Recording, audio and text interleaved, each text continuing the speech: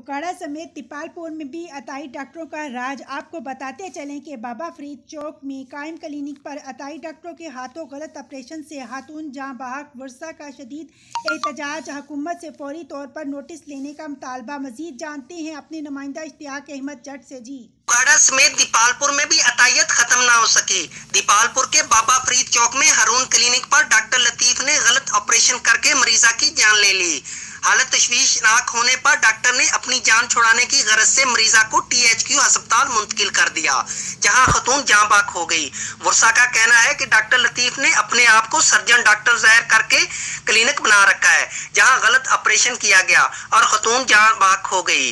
जराये के मुताबिक हारून क्लिनिक मुतअद्दिद बार सील हो चुका है, मगर महकमा सेहत के हकाम की मिली भगत से दोबारा काम शुरू कर दिया, जहां मुतअद्दिद अफराद जान की बाजी हार चुके हैं। शहरियों ने एहतजाज करते हुए फौरी कार्रवाई का मुतालबा किया है।